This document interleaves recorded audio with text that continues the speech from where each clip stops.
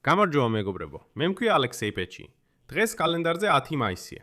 მოდით ამ გამოშვებაში ერთად შევაჯამოთ გასული დღის შედეგები. დღეს მთელი მსოფლიო განიხილავს მოსკოვში ჩატარებულ ეგრეთ წოდებული გამარჯვების ისტერიის აღლუმს და უცნაურ ზავს, რომელიც სიამდვილეში საერთოდ არ არის ზავი. ვლადიმირ პუტინმა უცებ დაიწყო საუბარი ომის დასრულებაზე. ტრამპი სამდღიან ზავზე ანგარიშსაბარებს, მაგრამ ფრონტზე არსებული მდგომარეობა საერთოდ არ გავს ზავს. ამავე დროს განიხილავთ რა ხდება ევროპაში. რატომ აღმოჩნდა ფრონტზე სიჩუმე, რაზეც ტრამპი ოცნებობს. კრემლის კიდევ ერთი სისხლიანი ბლეფი. როგორ ეძებს ვლადიმირ პუტინი მაინც მოლაპარაკებების შესაძლებლობას?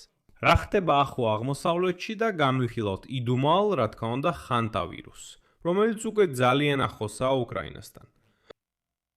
მაშ, სანამ დავიწყეთ როგორც ყოველთვის, გთხოვთ გამოიწეროთ YouTube არხი, დაალაიკოთ, დაწეროთ სიყვარული. ნებისმიერი თქვენი კომენტარი ამ გამოშვებასთან და გამოიწეროთ ჩემი Telegram არხი Pechi News-ი. ბული მასზე მოცემულია ამ ვიდეოს აღწერაში. დავიწყოთ იმავეით, ვლადიმირ პუტინის გამოსვლით 9 მაისის საღამოს, უკვე გამარჯვების აღლუმის შემდეგ, რომელსაც უკვე სასუწარკვეთის გამოსვლად მოიხსენიებენ. ვლადიმირ პუტინმა აღლუმის შემდეგ გააკეთა განცხადებების სერია, რომელსაც მან ომის ფინალთან მიახლოება უწოდა. როგორც მან განაცხადა, ციტატა: "მე ვფიქრობ, რომ უკრაინულ კონფლიქტს დასასრული უახლოვდება." რას ნიშნავს ეს ჩვენთვის? სამწუხაროდ აქ საუბარი მშვიდობაზე არ არის. ეს იმაზეა, რომ დიქტატორი გძნობს, როგორც თავად თქვა, მისი გზა ძალიან ღრმა გახდა. მან იქ ისაუბრა იმაზე, რომ ევროპელებმა და აშშ-მ შექმნეს, ანუ რუსეთთან დაპირისპირების კალაპოტი და ეხლა ვეღარ გადაადგილდებიან ვერც მარჯვე, ვერც მარცხნივ. ანუ ვლადიმირ პუტინი ცდილობს თითქოს გაკიდოს მშვიდობისთვის მზადყოფნის ილუზია სწორედ ახლა, როცა ფრონტზე სიტუაცია მის სასაველოდ არ ვითარდება. ომის შესწავლის ინსტიტუტის მონაცემები მიუთითებს, რომ წელს პირველად უკრაინულმა ჯარებმა დაიწყეს უფრო მეტი ტერიტორიის დაბრუნება, ვიდრე რუსები იკავებენ. აი ეს. ფაქტობრივად ის ცდილობს მოიგოს დრო პაუზის იმედით, რათა გადააჯგუფოს თავისი დამარცხებული ნაწილები მანამდე, სანამ მოსალოდნელია, რომ ვლადიმირ პუტინი მაინც დაუკავშირდება ძიმპინს. იმიტომ რომ უკვე მომდევნო კვირის ბოლოს დონალდ ტრამპი მიემგზავრება პეკინში. ეს უკვე ზუსტადაა. თუ ძიმპინი ტრამპთან შეხვედრის შემდეგ ამაზე პუტინთან ისაუბრებს, მაგრამ პუტინის ამ მშვიდობის მოყარეობის მიღმა იმალება ლპობა და მანიპულაციები ტყვეების გაცვლის საკითხში. ვლადიმირ პუტინმა ცინიკურად განაცხადა, ციტირებ: "ჩვენ კიდევ 5 მაისს გადავეცით უკრაინას 500 ადამიანის სია გაცვლისთვის.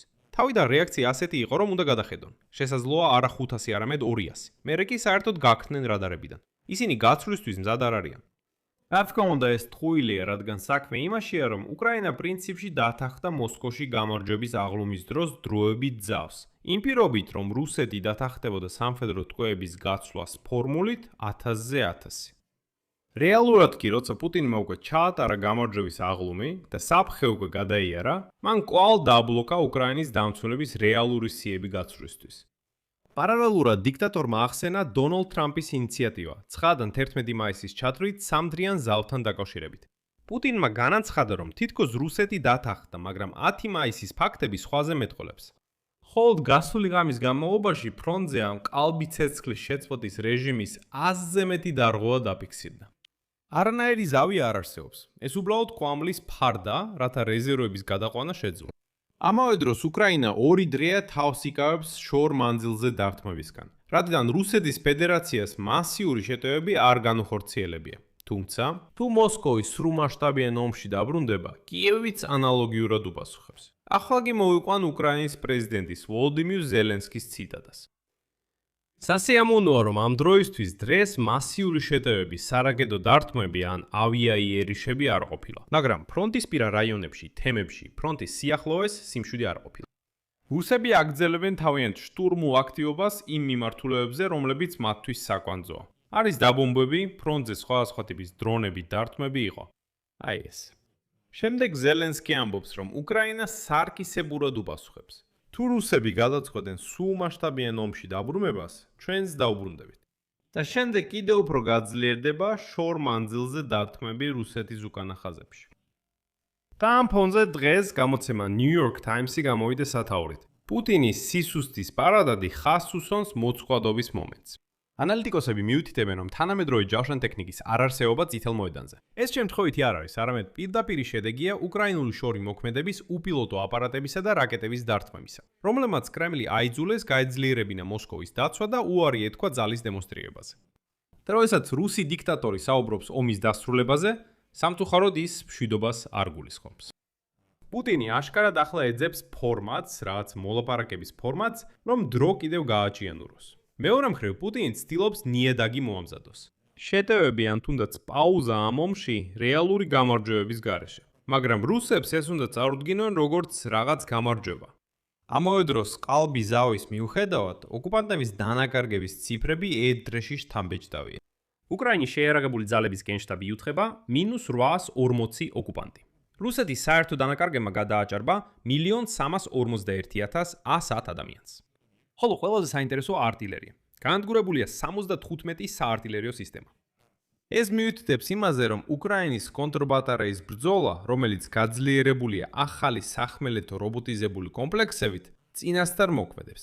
რაც შეეხება ფრონტს, ყველაზე მძიმე მდგომარეობაა დონეცკის ოლქში. იქ მიმდინარეობს ლიმანის დაცვა და ბრძოლები პოკროვსკის რაიონში.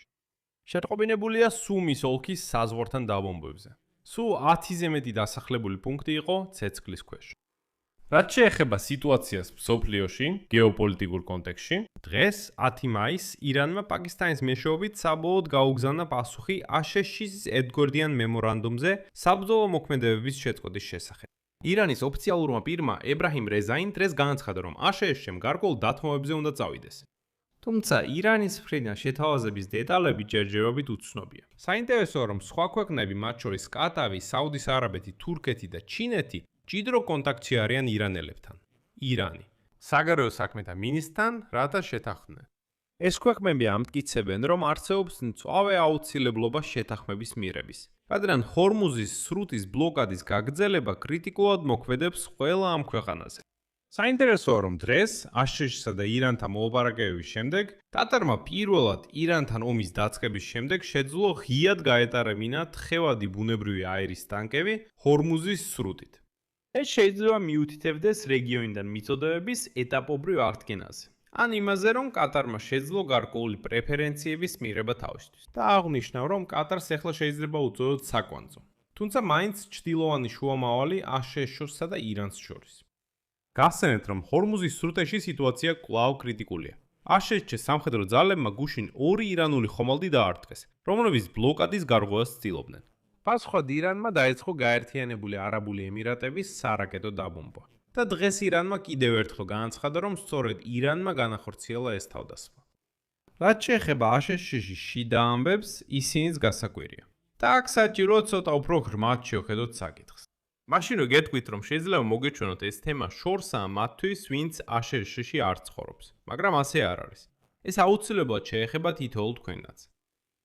დღეს ყველა წამყვანი ამერიკული მედია, დაწყებული New York Times-ით და დამთავრებული პოლიტიკოთი, განიხილავს ვაშინგტონში მთავარ საკადრო სკანდალს. დონალდ ტრამპი ოფიციალურად ამზადებს ბრძანებას სუსათისა და მედიკამენტების ადმინისტრაციის ხელმძღვანელის მარტინ მაკარის გათავისუფლების შესახებ. ოფიციალური მიზეზი, რომელიც თეთრ მოსახმა დაასახელა, არის ახალი სამედიცინო პრეპარატების სერტიფიცირების ტემპებით უკმაყოფილება და ბიუროკრატიული საბოტაჟი. და იმახსოვრეთ ეს. ასე რომ, ნუ იჩქარებთ ვიდეოს გამორთვას, რადგან ეს თქვენც შეგეხებათ. მაკარი ცდილობდა გაეძლიერებინა კონტროლი აშშ-ში წამლების ფასებზე, რამაც Big Pharma-ს ლობისტებში ის სხვა გამოიწვია. საქმე იმაშია, რომ რესპუბლიკელების უმსხვილესმა სპონსორებმა ტრამპს ულტიმატუმი წაუყენეს. ან მაკარი წავა, ან რესპუბლიკური პარტიის საარჩევნო კამპანიის დაფინანსება შუალედურ არჩევნებზე შემცირდება. გარდა ამისა, მაკარი არაერთხელ შედიოდა შიდა დისკუსიებში ტრამპთან ძალისმიერი მეთოდების გამოყენების შესახებ. როგორც თავად გამოხატა, მსოფლიოში. მაგალითად, არალოგიკური ლიცენზიები საეჭვო წამლებზე ან ფასების მკვეთრი შემცირება. მაგრამ ამ ყველაფერს დონალდ ტრამპმა ახალი პანდემიური საფრთხისა და ჰანტავირუსის თემაში შეფუთა. დღეს ტენერიფეზე გრძელდება მასშტაბური ევაკუაცია საკრუიზო ლაინერის მგზავრების, რადგან იქ ჰანტავირუსის აფეთქებაა. მსოფლიო შეშინებულია ახალი ეპიდემიით, ხოლო მაკარი რატორის სამპრომტვანი რეგული იქცა, ფრთხილი პოზიცია დაიკავა ექსპერიმენტული ვაქცინების სწრაფი დამტკიცების საკითხში, ამ ჰანტავირუსის წინააღმდეგ. აქ ყველა მსოფლიო მედია საუბრობს იმაზე, რომ ამ ვირუსის ვაქცინა არ არსებობს. ბიუროკრატიული მანქანების ნელობისა და ექსპერიმენტებზე წასვლის უარის გამო, აქ უნდა გავიგოთ, რომ თუ აშშ-ში მაინც სწრაფად დაამტკიცებენ რომელიმე ექსპერიმენტულ ვაქცინას, ის მაშინვე გავრცელდება მთელ მსოფლიოში. ამოჩნდა, რომ ეს ხანტავირუსი უკრაინას მიუახლოვდა. პოლონეთში ერთი ადამიანი კარანტინში მოათავსეს, მას შემდეგ რაც სავარაუდოდ კონტაქტი ჰქონდა საკრუიზო ლაინერ ხონდიუსის გზავრთან, რომელიც დღეს ტენერიფეზე ევაკუირებული იქნა. სწორედ ამ ლაინერზე მოხდა ხანტავირუსის აფეთქება. ხონდიუსის ბორტზე ერთი პოლონელი კაპიტანი იმყოფებოდა.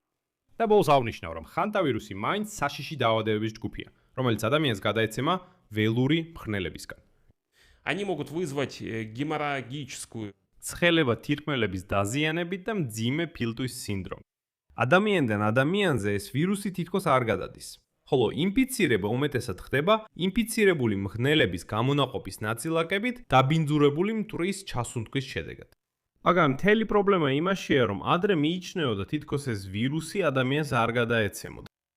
მეგობრებო, აქ წერტილებს დავშო. მაგრამ მინდა მაშინვე შევახსენო ამ YouTube არხის უკრაინულენოვან აუდიტორიას, რომ მე მაქვს სულიად ახალი, მხოლოდ უკრაინულენოვანი YouTube არხი. სადაც ყოველ საღამოს ვაჯამებთ გასული დღის შედეგებს.